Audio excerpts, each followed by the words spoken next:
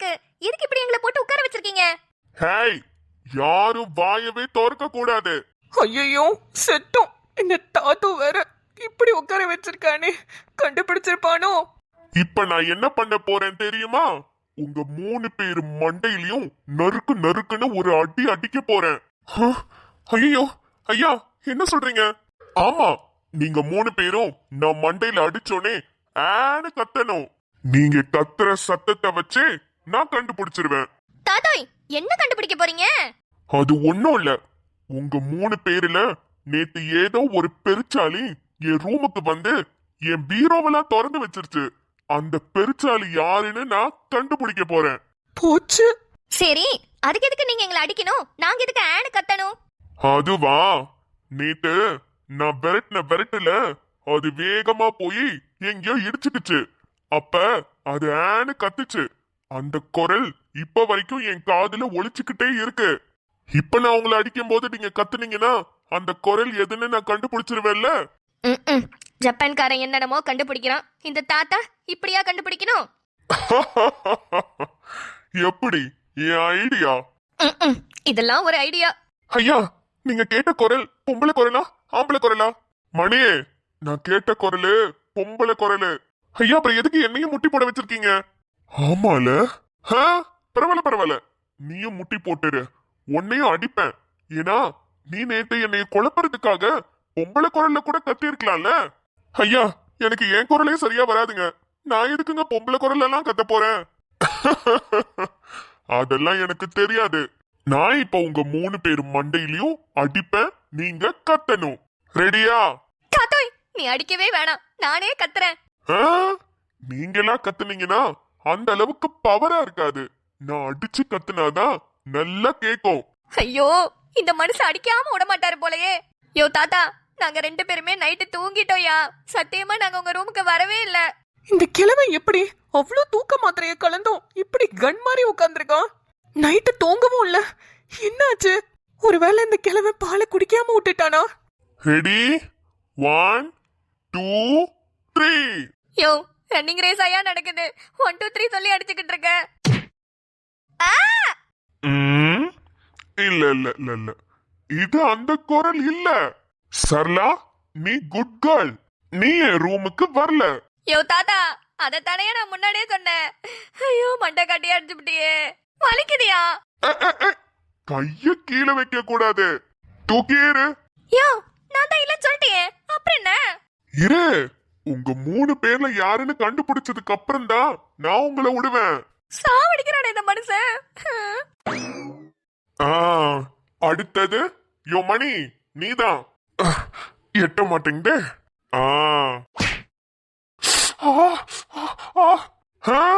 மணி, ஆம்பளை குரல்ல கத்தக்கூடாது, பொம்பளை குரல்ல கத்தணும். ஐயோ ஐயா, விட்டுருங்க ஐயா. எனக்கு தெரிஞ்சது ஒரு குரல் தான் ஐயா. பிறந்ததுல இருந்து இந்த குரல் தான் ஐயா இருக்கு. எனக்கு மிமிக்ரி பண்ணலாம் தெரியாது ஐயா. அதெல்லாம் எனக்கு தெரியாது. நான் அடிப்பேன், நீ பொம்பளை குரல்ல கத்தணும். ஆட்டி, நான் கத்துனா கண்டிப்பா கண்டுபிடிச்சிருவாரே. என்ன பண்றதுன்னு தெரியலையே. ஐயா, வேணாங்க ஐயா. ஏற்கனவே நீங்க அடிச்சதே வலி உயிர் போகுதுங்க ஐயா. நான் கண்டுபிடிக்காம விட மாட்டேன். ஓய், ஐயா விட்டுருங்க ஐயா. எனக்கு பொம்பளை குரல்லாம் வராதுங்க ஐயா. சத்தியமா நான் எடுக்கலையா ஐயா. ரொம்ப வருஷமா இந்த வீட்டுல தயா நான் வேலை பாக்குறேன். அந்த நகையும் அந்த சொத்து பத்திரம் எல்லாம் திருடுறதுக்கு எவ்வளவோ சூழ்நிலைகள்லாம் வந்திருக்கு ஐயா. அப்பெல்லாம் விட்டுட்டு இப்ப ஐயா நான் எடுக்க போறேன். அதுவும் இல்லாம எனக்கு அப்படிலாம் ஆசை இல்லைங்க ஐயா. உங்களுக்கு என்ன பத்தி நல்லா தெரியும்ல. ஒத்த பைசாவா இருந்தாலும் உழைச்சு சாப்பிடணும்னு நினைக்கிறேன் ஐயா நானு. தயவு செஞ்சு என்ன விட்டுருங்க ஐயா. ஆமால, நீ சொல்றதும் வாஸ்தவம் தான். உன்னை பத்தி எனக்கு நல்லாவே தெரியும். ரைட், நீ போ. வஞ்சிர மீனு, இங்க வா. நானா? நீ இல்லாம உங்க பாட்டியா? ஐயா சத்தியமா நான் எடுக்கலங்க ஐயா. இந்த வீட்ல எந்த பாதை எங்க இருக்குன்னு கூட தெரியாது. இப்பதான் ஒன்னொன்னா கத்துக்கிட்டு இருக்கேங்க ஐயா. தயவு செஞ்சு என்ன விட்டுருங்க ஐயா. இல்ல, அதெல்லாம் முடியவே முடியாது. என் ரூமுக்கு யாரு வந்தான்னு நான் கண்டுபிடிச்சே ஆகணும். இந்த குரல் தான், இந்த குரல் மாதிரி தான் கேக்குது. மறுபடியும் இன்னொரு வாட்டி அடிக்கிறேன். இன்னொரு வாட்டி கத்து. ஐயோ, தாத்தா கண்டுபிடிச்சிட்டாரே. இல்ல இல்ல, வேற மாதிரி கத்தணும். ஏய் ஏய் ஏய், என்ன சத்தம் இது? பாப்பா மாதிரி. இங்க பாரு, ஒழுங்கா உன் குரல்ல கத்து. இன்னொரு வாட்டி அடிக்கிறேன், கத்து. அதபதபா, எதுக்கு பாலுற? என் குரலே இப்படிதான் தாத்து. என்ன நீங்க அடிச்சு அடிச்சு என் மண்டெல்லாம் வீங்கி போச்சு. அப்ப நீங்க 3 பேரும் என் ரூமுக்கு வரல, அப்படித்தானே? சரி, எல்லாரும் கிளம்பி போய் அவங்க உங்க வேலைய பாருங்க. அப்பாடா, தப்பிச்சோண்டா சாமி.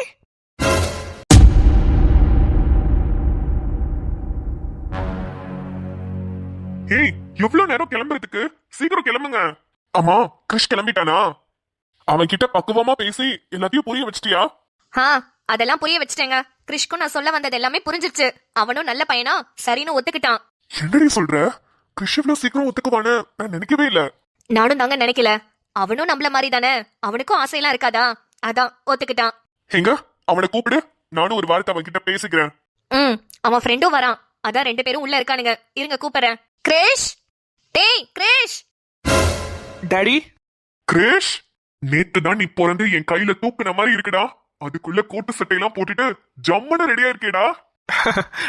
கிரேஷ், உன்னை இந்த விஷயத்துல சமாளிச்சு கொண்டு வரது ரொம்ப கஷ்டம்னு நினைச்சேன். ஆனா பரவாயில்லையே, அப்பா சொல்றதெல்லாம் நல்லா புரிஞ்சுக்கிட்டியே. டாடி, நான் நிம்மதியோட அழக பார்த்துதான் லவ் பண்ணேன். ஆனா நீங்க சொல்ற மாதிரி வாழ்க்கையில அழகு மட்டும் இருந்தா என்ன டாடி பண்ண முடியும்? பணம் காசு இருந்தா தானே சந்தோஷமா வாழ முடியும். அப்புறம் யூ ஆர் கரெக்ட் டாடி. நிம்மதியால ஒரு பைசா கூட பிரயோஜனம் இல்லாத ஒரு பொண்ணு, அவளை நான் கல்யாணம் பண்ணா என்ன கேரிங்கா பாத்துப்பா, நல்ல பொண்ணு, எல்லாம் ஓகே தான். ஆனா காசு பணம் சுத்தமா இருக்காது டாடி. இன்ஃபேக்ட் சொல்ல போனோம்னா அவங்களுக்கே நம்ம தான் கொடுத்து உதவணும். அப்பப்ப நம்ம கிட்ட வந்து கேப்பா டாடி, கிறிஷ் கொஞ்சம் லோன் கட்டணும், நான் கொஞ்சம் காசு அனுப்பிக்கலாமா, உன்னால ஒரு 10,000 தர முடியுமா, எங்க வீட்ல அரிசி வாங்குறதுக்கு கூட காசு இல்லையா, ஒரு 5,000 போட முடியுமா அப்படின்னு நம்ம கிட்ட வந்து பிச்சை எடுத்துட்டு இருப்பா டாடி. ஆமா கிரிஷ், நீ சொல்றதுதான் கரெக்ட். இவளை நம்ம கல்யாணம் பண்ணி வச்சுட்டு இவளுக்கு சோறு போடுறது மட்டும் இல்லாம இவங்க குடும்பத்துக்கே உட்கார வச்சு சோறு போடணுமா? அதான் டாடி முடிவு பண்ணிட்டேன். இவளை நான் லவ் பண்ணது என்னவோ தப்புதான், ஆனா நான் கல்யாணம் பண்ண போறது கண்டிப்பா ஒரு பணக்கார பொண்ணாதான் இருக்கணும். சூப்பர்டா, சூப்பர். பாத்தியாடி, என் புள்ள நிரூபிச்சிட்டான். சரி வா, நம்ம கிளம்பலாம். கிரிஷ், நாங்க கீழே வெயிட் பண்றோம், சீக்கிரமா வா. ஓகேமா. டேய் கிரிஷ், டேய் என்னடா நடக்குதுங்க? என்னடா டேய், எனக்கு ஒண்ணுமே புரியல. இப்போ நீ எதுக்கு இப்படி கிளம்பி இருக்க? அதான் சொன்னேனேடா, எங்க அப்பாவோட ஃப்ரெண்டோட பொண்ணு பார்க்க போறோம். அதான்டா எனக்கு புரியல. அப்போ நிம்மதி? நிம்மதி டேய், அவளால எனக்கு ஒரு பைசா கூட பிரயோஜனம் கிடையாதுடா. அவளையெல்லாம் கல்யாணம் பண்ணிட்டு நான் என்னடா பண்ண போறேன்? அதான்டா, அவளை இப்ப என்ன பண்ண போற? எப்படியாவது கழட்டி தான் விட போறேன். ஹோ, கழட்டி விட போறியா? அப்ப என்ன, இப்பவே ஏதாவது ஒரு சண்டையை கிரியேட் பண்ணி பிரேக்கப் பண்ண போறியா? ஆஹா, அதுதான் இல்ல. இல்லையா? அப்புறம் என்ன பண்ண போற? டேய், அவ ரொம்ப அழகுடா, அவளை எனக்கு ரொம்ப பிடிக்கும். சரி, ஆனா அவளை கல்யாணம் பண்ணா எனக்கு ஒத்த பைசாக்கு பிரயோஜனம் இல்ல. அவ அழகா இருக்குன்றதுனால காலம் முழுக்கலாம் அவளுக்கு என்னால சோறு போட்டுட்டு இருக்க முடியாது. சரிடா, இப்ப என்ன சொல்ல வர? அந்த அழக கொஞ்சமாவது நான் யூஸ் பண்ணிக்க வேணாம்? டேய், ஆமாண்டா, நிம்மதியை எனக்கு ரொம்ப பிடிக்கும். அதை விட எனக்கு பிடிச்ச பொருள் ஒண்ணு எனக்கு கிடைக்கணும், இல்லனா அந்த பொருளே இருக்க கூடாது. டேய், அவளை ஒரு நாள் யூஸ் பண்ணிட்டு அன்னையோட அவ கதைய முடிச்சிட்டு நான் எங்க அம்மா அப்பா பாக்குற பொண்ண கல்யாணம் பண்ணிக்க போறேன்.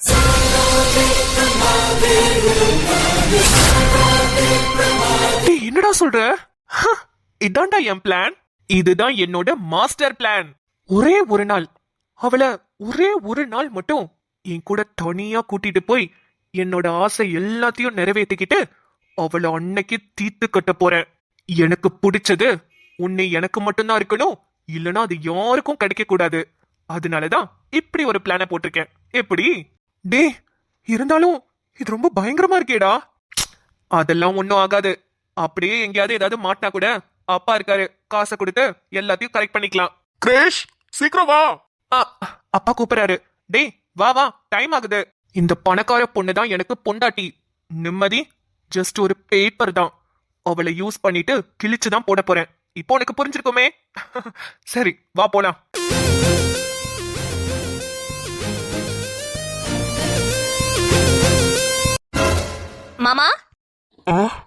என்னம்மா எல்லாரும் நல்லபடியா கோவிலுக்கு போயிட்டு வந்துட்டீங்களா?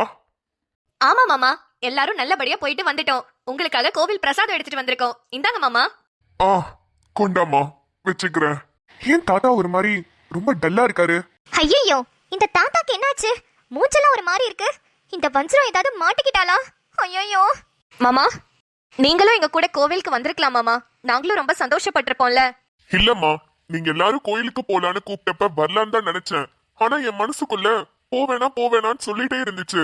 ஆனா அதே போலதாம்மா, நான் வராம இருந்ததுதான் நல்லதா போச்சு. தாத்தா என்ன சொல்லிட்டு இருக்கீங்க?